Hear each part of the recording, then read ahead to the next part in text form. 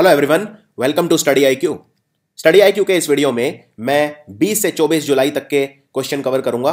Multiple choice question याद रखिए, 19 जुलाई तक मैं ऑलरेडी कवर कर चुका हूं और ये 5 दिनों के कवर करूंगा और फिर अगले वीडियो में 25 जुलाई से 31 जुलाई तक। तो जो आखिरी 10 दिन होते हैं मैं उन्हें 2 भागों में बांटता हूं।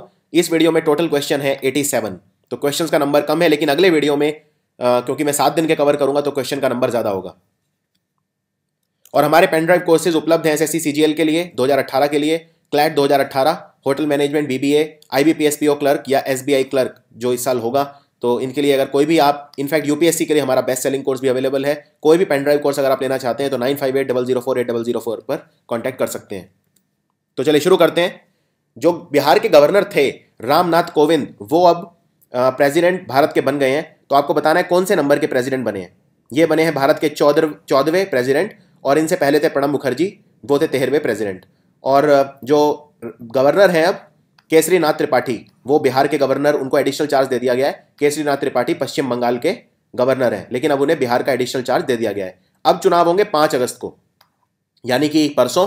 और 5 अगस्त को जो राजगोपाल गांधी हैं वो ऑपोजिशन के कैंडिडेट हैं और वेंकैया नायडू ये हैं एनडीए के, यानी बीजेपी और फ्रेंड्स उनके कैंडिडेट। इनके बीच में मुकाबला होगा 5 अगस्त को। और इंफॉर्मेशन ब्रॉडकास्टिंग और अर्बन डेवलपमेंट, ये 2 मंत्रालय थे वेंकैया नायडू के पास, पर अब क्योंकि वो वाइस प्रेसिडेंट पद में खड़े हो रहे हैं तो उन्हें दोनों वैकेट करने पड़े। इंफॉर्मेशन ब्रॉडकास्टिंग चला गया है अब टेक्सटाइल मंत्री स्मृति ईरानी के पास और अर्बन डेवलपमेंट चला गया है नरेंद्र सिंह तोमर के पास, जो है रूरल डेवलपमेंट मिनिस्टर। हमारी केंद्र सरकार ने अपनी अप्रूवल दे दिया है एक मेमोरेंडम ऑफ कॉपरेशन, जिसे बोलते हैं एमओसी। ये साइन करेगा भारत। जो टैक्स रिलेटेड इशू हैं, जो कर होता है आयकर, उसमें हम आपसी सहयोग करेंगे। कौन से देशों के साथ? क्या ब्रिक्स, G7, सार्क और कॉमनवेल्थ, हम करेंगे ब्रिक्स कंट्रीज के साथ। और ब्रिक्स समिट होने वाली है अभी जियामिन के अंदर होगी, चाइना के अंदर। और ये बहुत इंपॉर्टेंट है क्योंकि भारत और चाइना जो है उनके बीच में रिश्ते खराब हैं डोकलम को लेकर। तो अब देखना होगा ब्रिक्स समिट से पहले हम ये सुलझा पाते हैं कि नहीं। हालांकि दोनों देशों से अब कंसिलिएटरी टोन आ रहा है, यानी कि जो ये मामला थोड़ा ठंडा होता जा रहा है। और वैसे भी एक बार नवंबर स्टार्ट हो जाएगा तो दोनों सेनाओं को पीछे हटना ही पड़ेगा। वहां पे सर्दी बहुत ज्यादा हो जाती है, बर्फबारी होती है, तो ऐसे में वहां रहना पॉसिबल नहीं हो पाता। तो देखना होगा ब्रिक्स समिट में क्या होता है। ये होगी जियामिन में। ब्रिक्स में 5 देश हैं, ब्राजील, रशिया, इंडिया, चाइना और साउथ अफ्रीका। और इन सब के जो हेड ऑफ स्टेट वगैरह है वो भी आपको याद रखने पड़ेंगे। ब्राजील के हैं मिशेल टमैर, रशिया के हैं पुतिन, इंडिया के मोदी, चाइना के शी जिनपिंग और साउथ अफ्रीका के जैकब जुमा। अभी अभी एक बिल पास किया लोकसभा ने, जिसमें यह कहा गया कि Indian institute of information technology, जिन्हें बोलते हैं ट्रिपल आईटीज, इनके साथ पब्लिक प्राइवेट पार्टनरशिप यानी पीपीपी मोड में इनको स्टैट्यूटरी स्टेटस प्रोवाइड किया जाए। स्टैट्यूटरी स्टेटस ट्रिपल आईटीज को। आपको यह बताना है भारत में कितने ट्रिपल आईटीज अभी हैं जो काम कर रहे हैं, सक्रिय हैं। टोटल इनका जो नंबर है वो है 15 ट्रिपल आईटी हैं जो भारत में इस वक्त सक्रिय हैं। इनमें से कौन से देश के साथ हमने एक मेमोरेंडम ऑफ अंडरस्टैंडिंग साइन किया है? अब हम स्पेस एक्सप्लोरेशन के अंदर आपस में कॉपरेशन करेंगे। स्पेस एक्सप्लोरेशन मतलब अंतरिक्ष में हम जो भी सैटेलाइट वगैरह भेजेंगे उसमें हम आपस में कॉपरेट करेंगे। तो ये देश कौन सा है? ये देश है नेदरलैंड। नेदरलैंड का दूसरा नाम है हॉलैंड। इसकी राजधानी है एम्स्टर्डम और इसमें जो लोग रहते हैं उसे बोलते हैं डच। एक बात और याद रखिए, नेदरलैंड में हेडक्वार्टर है इंटरनेशनल कोर्ट ऑफ जस्टिस का, हैग के अंदर, HAGUE, जहां पे हमने कुलभूषण यादव का केस लड़ा था। और हमारी तरफ से गए थे हरीश साल्वे और पाकिस्तान की तरफ से खवार कुरैशी। अभी अभी national steering committee on climate change की रिपोर्ट हुई। इसके हिसाब से भारत के 3 राज्य हैं जिनमें प्रोजेक्ट्स लगाए जाएंगे national adaptation fund for climate change के द्वारा, जिससे जलवायु परिवर्तन को रोका जा सके। ये 3 राज्य हैं, राजस्थान, गुजरात और सिक्किम। तीनों के नाम याद रखिए, राजस्थान, गुजरात और सिक्किम। तो आपको यह बताना है, ये जो कमेटी थी national steering committee on climate change, इसकी अध्यक्षता किसने की? इसकी अध्यक्षता करने वाले पर्सन का नाम है मिस्टर अजय नारायण झा।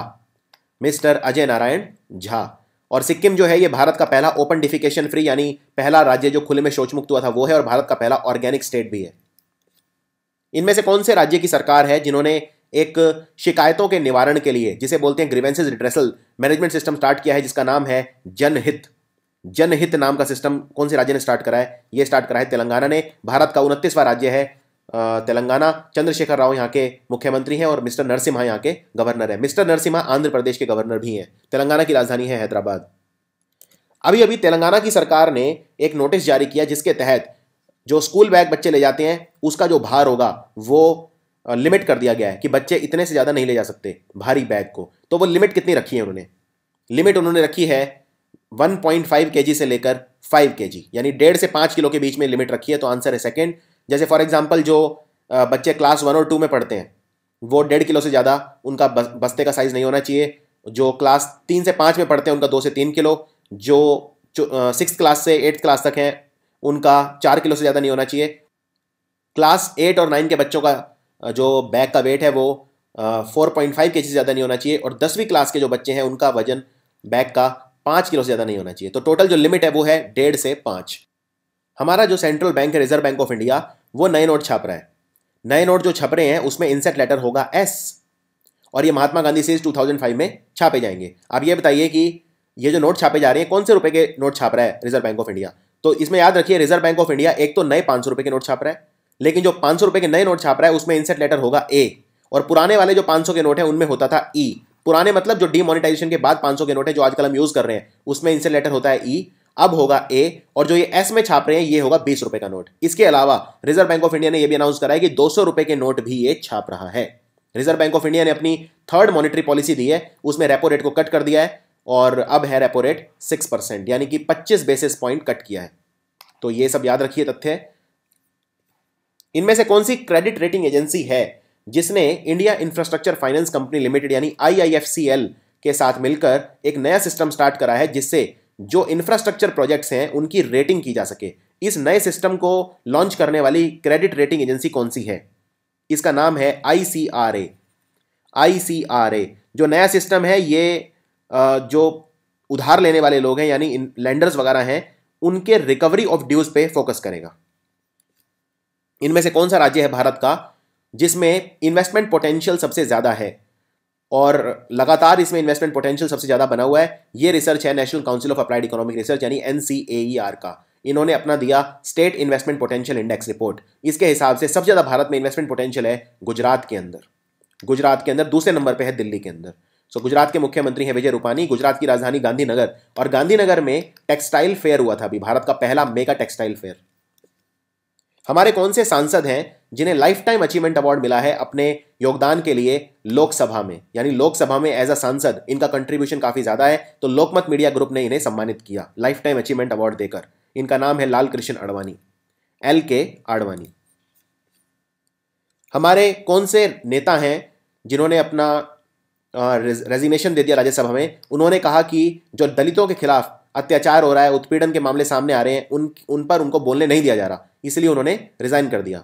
तो इनका नाम क्या है? इनका नाम है मायावती। मायावती की जो पार्टी है वो है बसपा, बहुजन समाज पार्टी, BSP।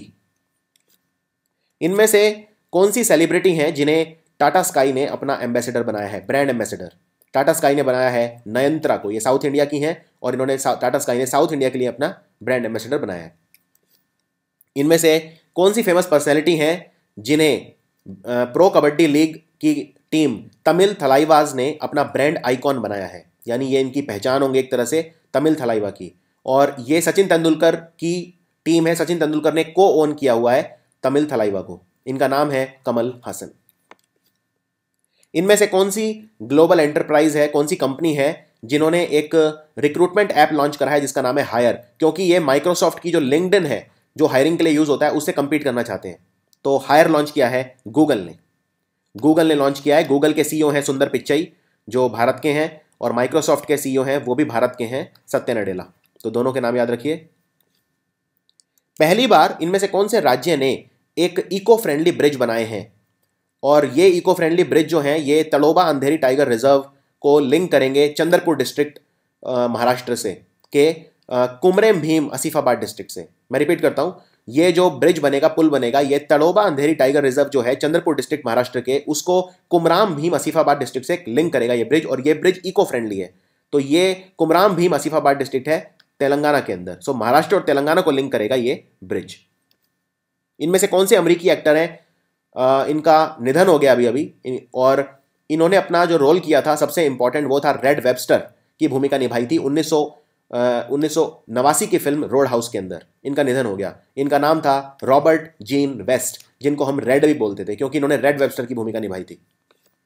इनमें से भारत की कौन सी शॉटपुट फेंकने वाली खिलाड़ी हैं जो प्रतिबंधित दवाओं का सेवन लेते हुए पकड़ी गई? नेशनल एंटी डोपिंग एजेंसी ने इन्हें बैन कर दिया है। इन्होंने डाई मिथाइल ब्यूटाइलअमीन नाम का केमिकल खाया जो अलाउड नहीं है अपनी परफॉर्मेंस को बढ़ाने के लिए। इनका नाम है मनप्रीत कौर और ये एशियन चैंपियन है।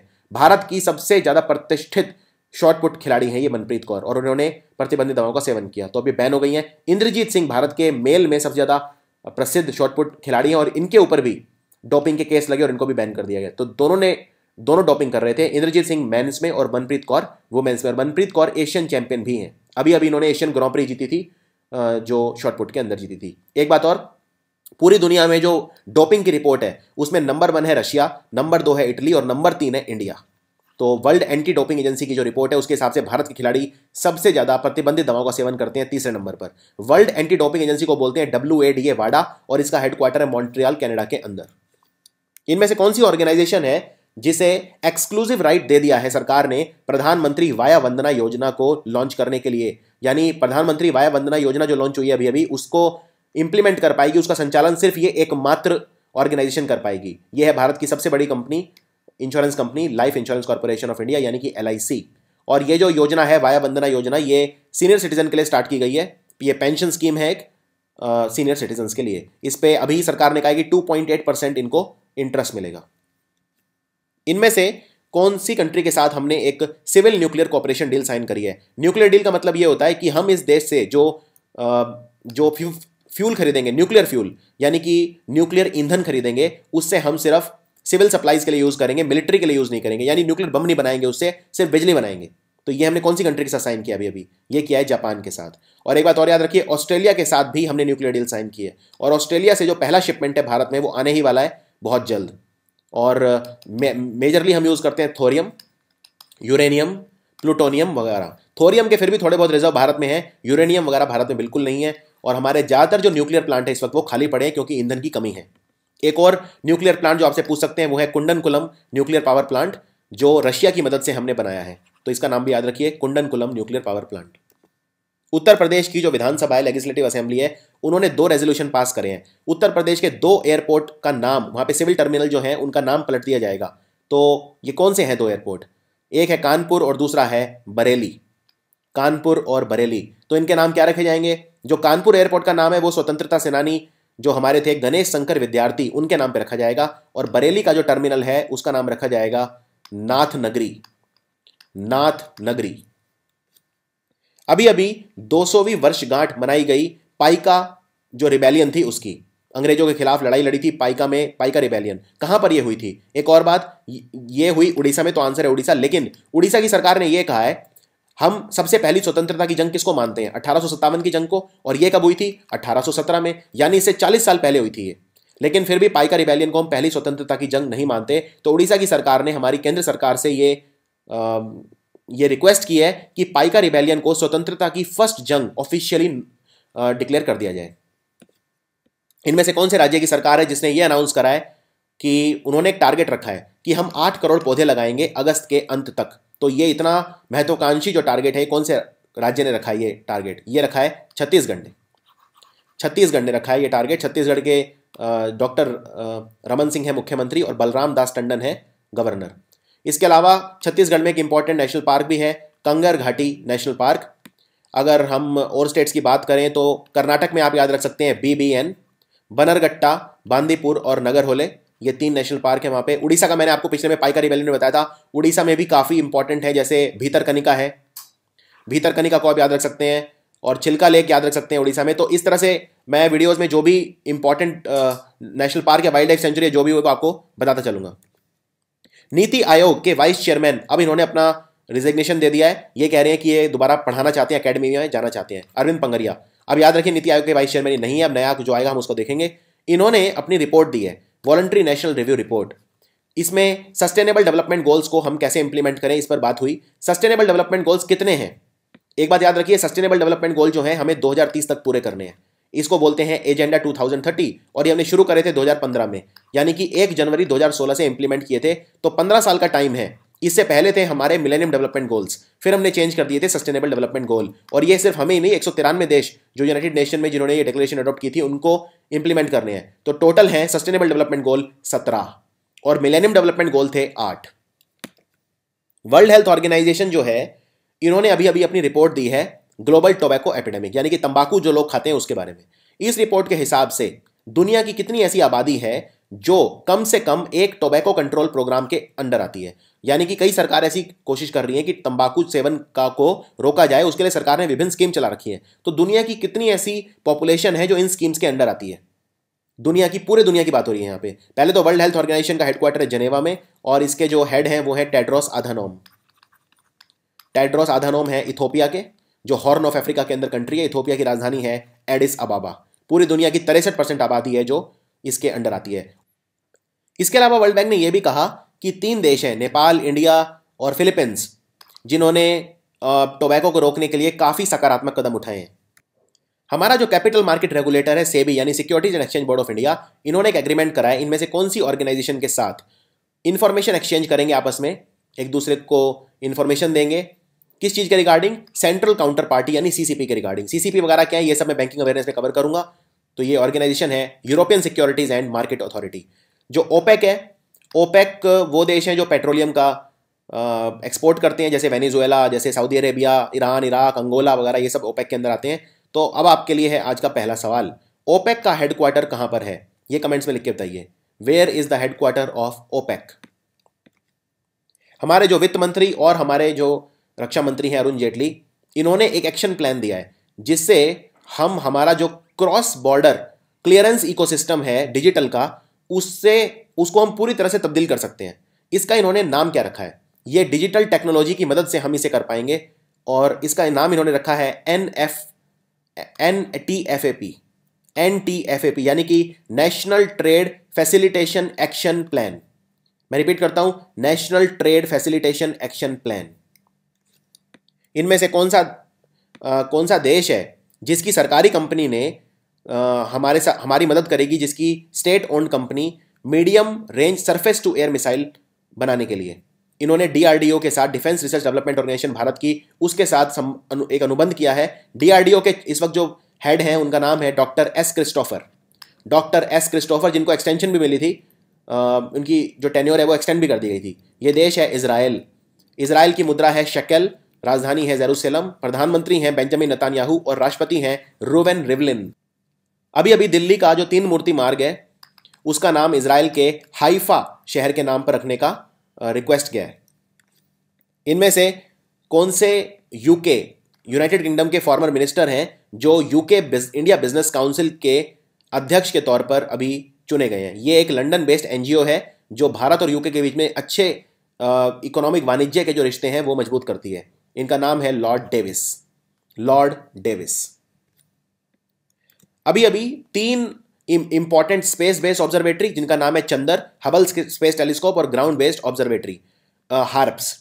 तो ये 3 कौन कौन से हैं? एक तो एस्ट्रोसैट, चंद्र और हबल स्पेस टेलीस्कोप, ये है स्पेस बेस्ड, और एक है ग्राउंड बेस्ड ऑब्जर्वेटरी, ये है हार्प्स। इन्होंने मिलकर एक बहुत ही बड़ा कोरोनल एक्सप्लोजन देखा है। कौन से तारों के गुच्छों का?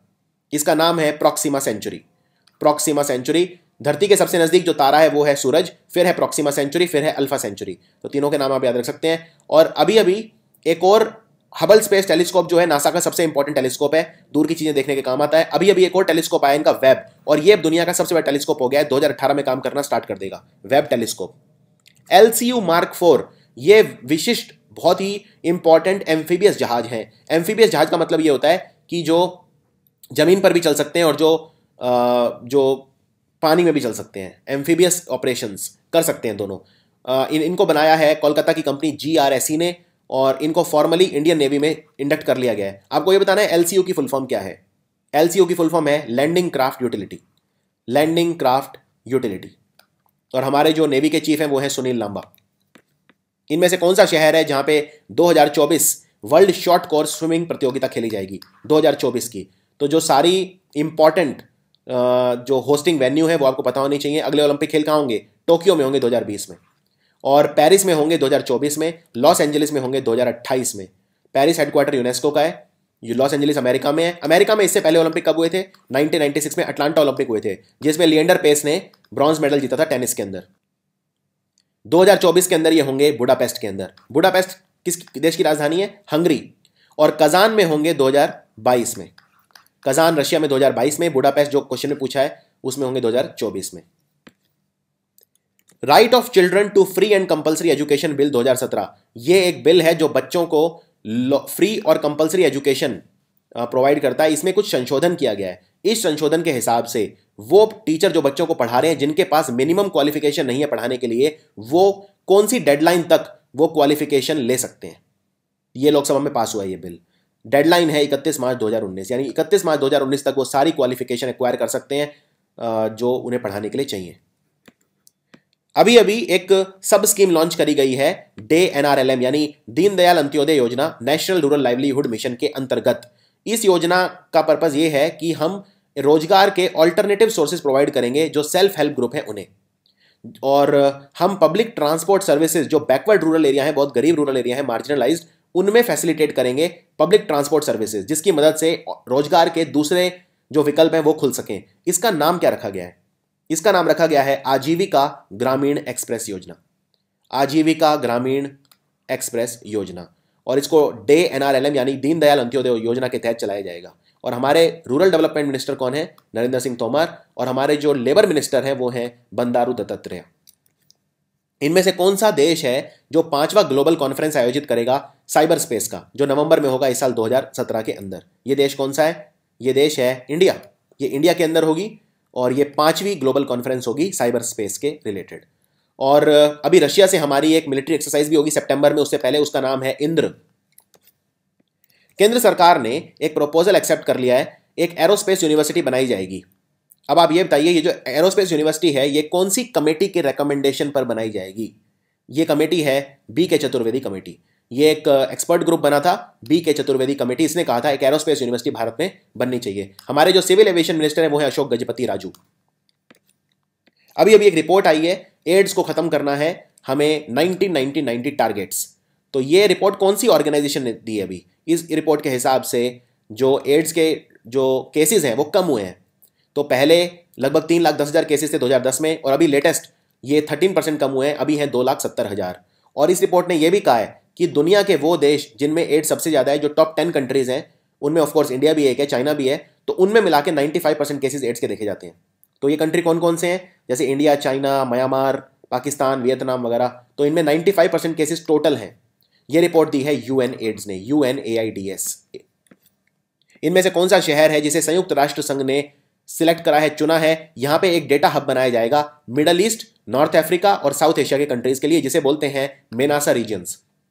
मिडल ईस्ट यानी मध्य पूर्व, जो नॉर्थ अफ्रीका है, और साउथ एशिया। इसके लिए जो सेंटर बनेगा ये बनेगा दुबई के अंदर।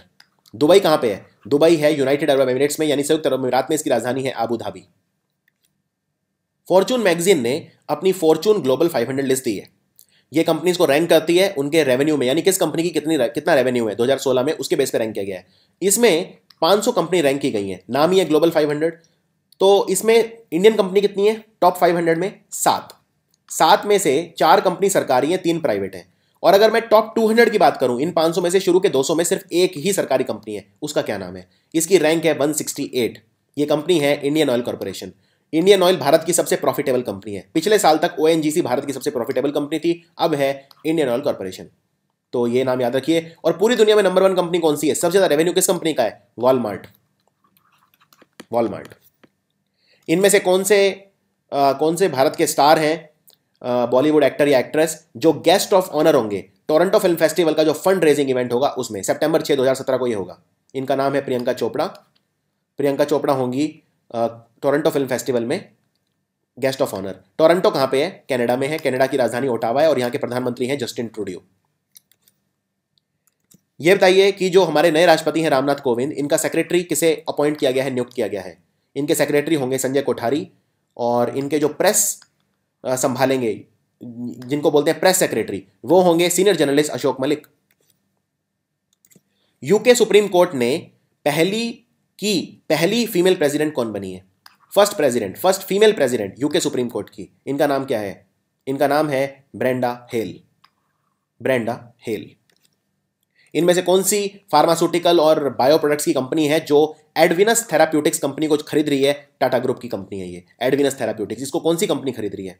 इस कंपनी का नाम है यूरोफिन्स साइंटिफिक। अभी अभी लेटेस्ट रिसर्च आया है यूनिवर्सिटी ऑफ हैदराबाद का। इसके हिसाब से कौन सा ऐसा पौधा है जो मिट्टी को साफ कर सकता है, मिट्टी में जो भारी खनिज होते हैं, हैवी मेटल्स, उनको एब्जॉर्ब करके। यह पौधा है कैस्टर सीड का, castor seed. Chennai open tennis tournament जो होगा, यह भारत का एकमात्र एटीपी वर्ल्ड टूर लेवल का टूर्नामेंट होता है, चेन्नई ओपन। बात हो रही है टेनिस की यहां पे।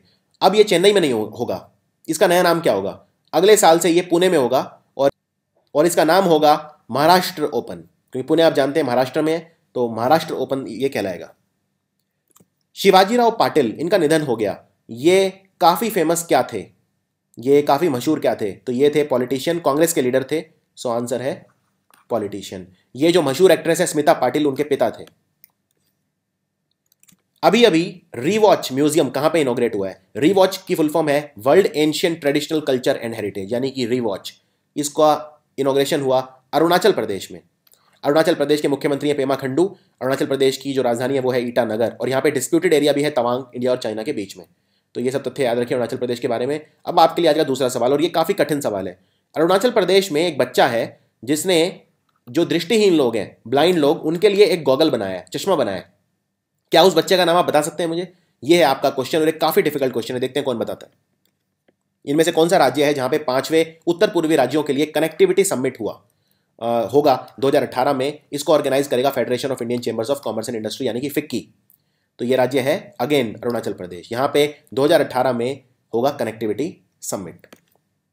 3 दिवसीय अंतर्राष्ट्रीय कॉन्फ्रेंस हुई जिसका नाम है quest for equity, reclaiming social justice, सामाजिक न्याय के ऊपर, और अंबेडकर जी ने जो सिद्धांत दिए थे उनको हम कैसे लागू कर सकें, इसके ऊपर एक बहुत बड़े लेवल की ये कॉन्फ्रेंस हुई थी।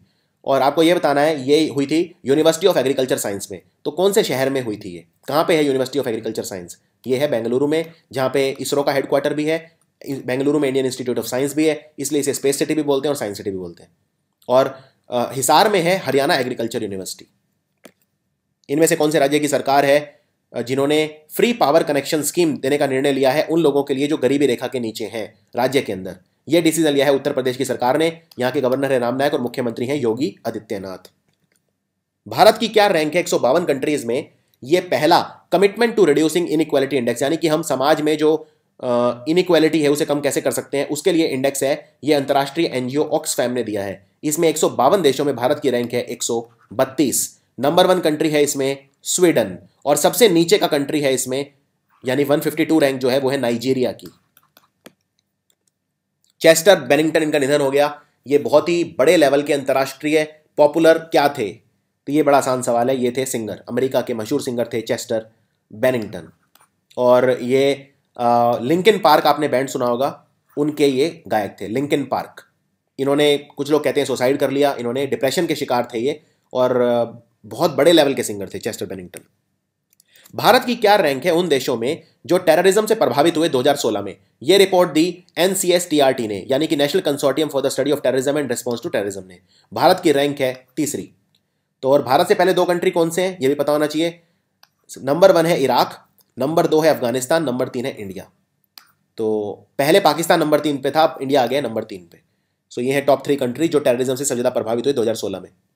इनमें से कौन से 2 देश हैं जिन्होंने एक जॉइंट नेवल एक्सरसाइज करी जिसका नाम है जॉइंट सी 2013? ये बाल्टिक समुद्र के अंदर हुई थी, बाल्टिक समुद्र में। तो ये 2 देश कौन से हैं? चाइना और रशिया।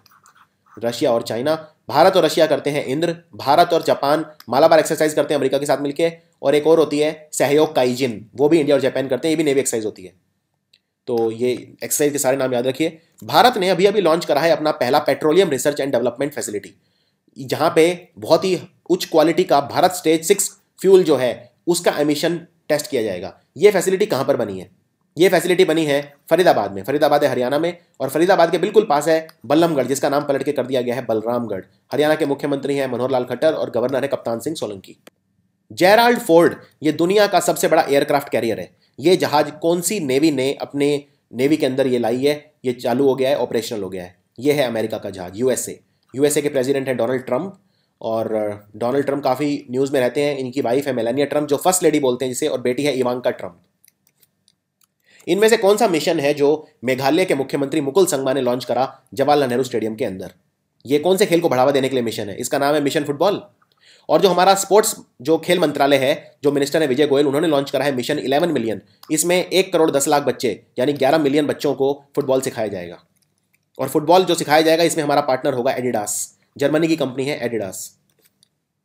उजावुर विजयन, ये केरल से थे, इनका निधन हो गया। ये मशहूर क्या थे? ये नेशनलिस्ट कांग्रेस पार्टी केरला के प्रेसिडेंट रह चुके थे और ये थे बेसिकली पॉलिटिशियन।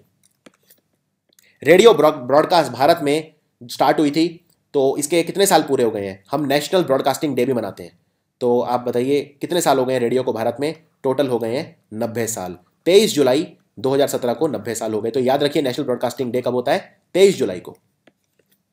235 मीटर लंबा ये चिमारी ब्रिज बन रहा है, इसे बना रहा है ब्रो यानी बॉर्डर रोड ऑर्गेनाइजेशन। बीआरओ का हेडक्वार्टर नई दिल्ली में है और बीआरओ वो रोड बनाता है जो माउंटेन्स पे होते हैं या जो सीमाओं पर होते हैं, यानी हमारे देश की जो सीमाएं वहां पर होते हैं, बॉर्डर्स पे होते हैं।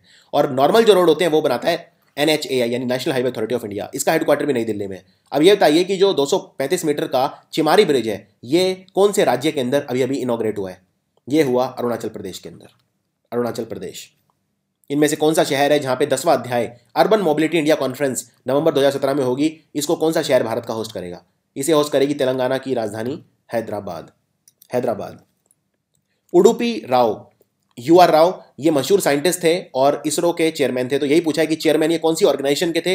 ये थे इसरो के। भारत ने एक ही हफ्ते में 2 बहुत बड़े साइंटिस्ट खो दिए, एक उडुपी राव और एक प्रोफेसर यशपाल। दोनों के नाम याद रखिए, प्रोफेसर यशपाल और उडुपी राव। और जो हमारी सैटेलाइट गई थी आर्यभट्ट, उसको भेजने में बहुत अहम भूमिका थी उडुपी राव की। और उडुपी राव को पद्म विभूषण भी दिया था जो राष्ट्रपति हैं प्रणब मुखर्जी, उन्होंने कुछ ही महीने पहले। संयुक्त राष्ट्र संघ की जो एजेंसी है जो बच्चों के लिए काम करती है, United Nations international children's emergency fund UNICEF, जिसका हेडक्वार्टर न्यूयॉर्क में है और यूएन का हेडक्वार्टर भी उसमें न्यूयॉर्क में है। यूएन के जो चीफ है वो है एंटोनियो गुटेरेस, ये है पोर्चुगल के।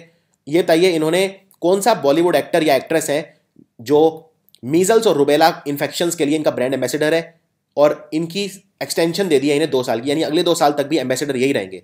इनका नाम है अमिताभ बच्चन। अमिताभ बच्चन GST के ब्रांड एम्बेसडर भी हैं, गुड्स एंड सर्विसेज टैक्स। इनका नाम पनामा पेपर्स लीक्स के अंदर भी आया था। 8वां अध्याय वर्ल्ड पैरा एथलेटिक्स चैंपियनशिप का हुआ, ये कौन से शहर में हुआ? वर्ल्ड पैरा एथलेटिक्स चैंपियनशिप ये हुआ लंदन में। और लंदन किसकी राजधानी है? इंग्लैंड की, जो यूके या ब्रिटेन का दोनों का हिस्सा है।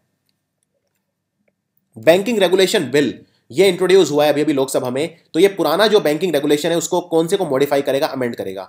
ये बैंकिंग रेगुलेशन एक्ट 1949 को अमेंड करेगा।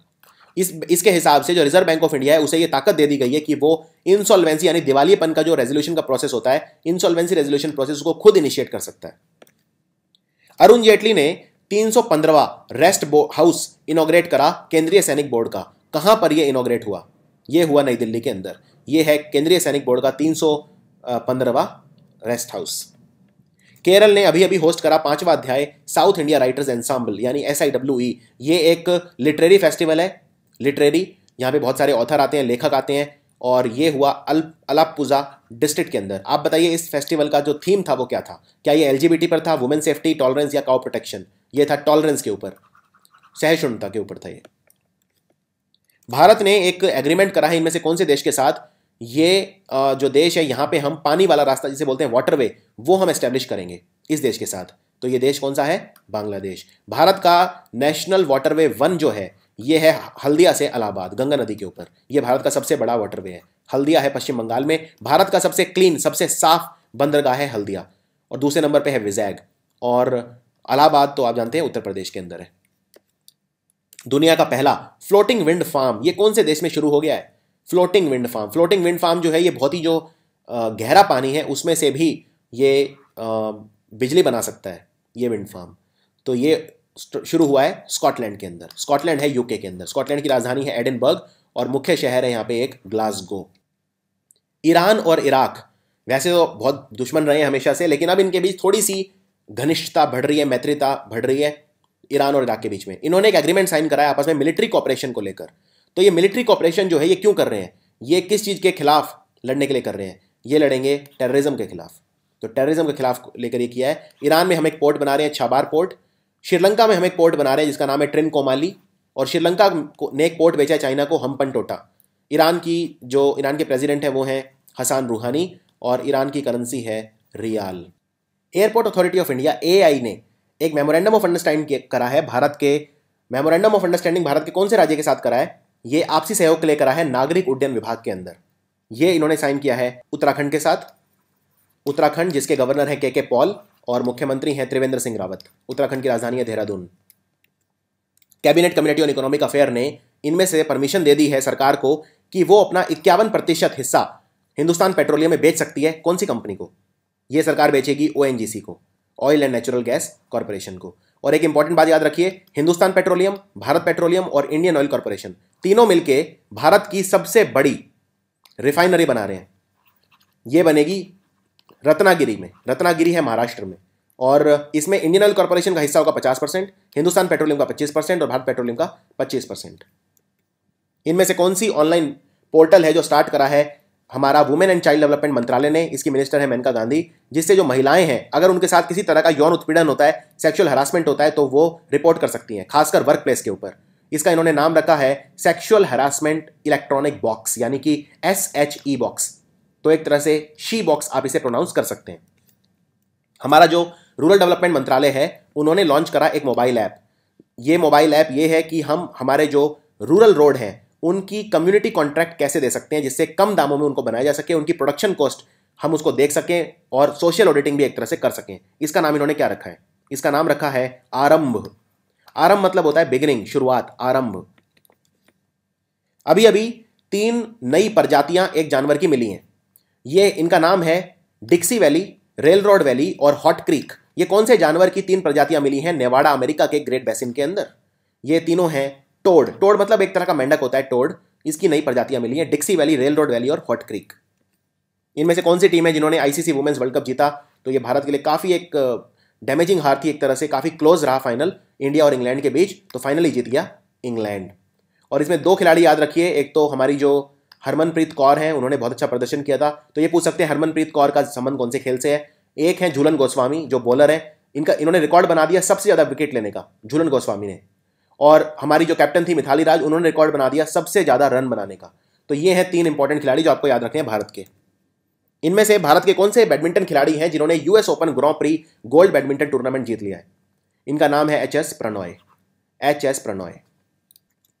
भारत के कौन से बॉक्सिंग खिलाड़ी हैं, बॉक्सर हैं, जिन्होंने गोल्ड मेडल जीता अभी अभी कॉमनवेल्थ यूथ गेम्स के अंदर? इन्होंने वेल्स के बॉक्सर जेम्स नाथन प्रोबर को फाइनल में हराया। इनका नाम है सचिन सिवाच। और विजेंद्र सिंह भारत के पहले बॉक्सर हैं जो प्रोफेशनल जो टर्न हो गए हैं। अभी अभी सुदीप्ता रॉय का निधन हो गया।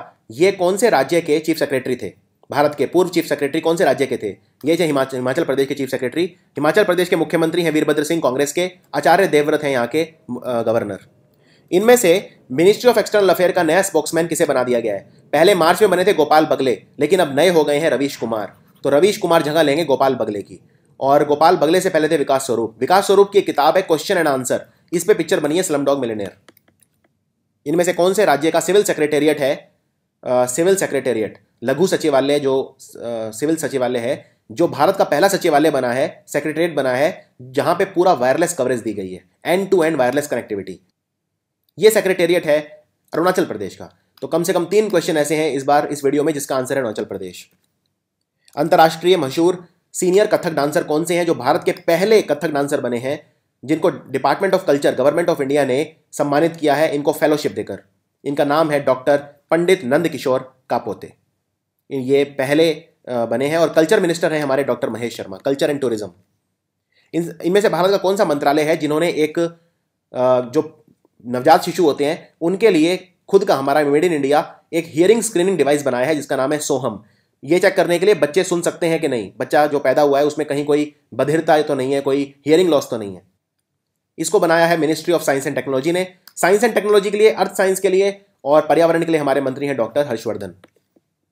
इनमें से किस व्यक्ति को नया चीफ मिनिस्टर उसकी शपथ दिलाई गई? नागालैंड के इन्होंने, गवर्नर है नागालैंड के PB आचार्य, इन्होंने शपथ दिलाई है। पहले थे शोर हौजिली लियजित्सु, अब हैं TR ज़ेलियांग। यानी पिछले 5 साल में ये चौथे मुख्यमंत्री हैं नागालैंड के। नागालैंड में एक फेस्टिवल भी होता है जिसका नाम है हॉर्नबिल फेस्टिवल, HORNBILL, और नागालैंड की कैपिटल है कोहिमा। अभी अभी एक 9 जज कॉन्स्टिट्यूशन बेंच बैठा और इसकी अध्यक्षता करी खुद हमारे चीफ जस्टिस, जिनका नाम है JS कहर। उन्होंने ये डिसाइड करने के लिए बैठा इनमें से कौन सा अधिकार है जो ये डिसाइड करने के लिए कि क्या ये अधिकार हमारा मौलिक अधिकार है या नहीं है कॉन्स्टिट्यूशन के तहत। ये अधिकार है right to privacy, right to privacy. ये थे 5 दिन के यानी 20 जुलाई से 24 जुलाई तक के क्वेश्चन, और कल आएगा 25 से 31 जुलाई तक का वीडियो, और फिर उससे अगले दिन आएगा अगस्त के फर्स्ट वीक का वीडियो। तो आई होप आप ये कवरेज एंजॉय कर रहे हैं, और मैंने 500 क्वेश्चन बनाए हैं बेस्ट जो पिछले 6 महीने के हैं, तो आप उसको भी देख सकते हैं। Thanks for watching.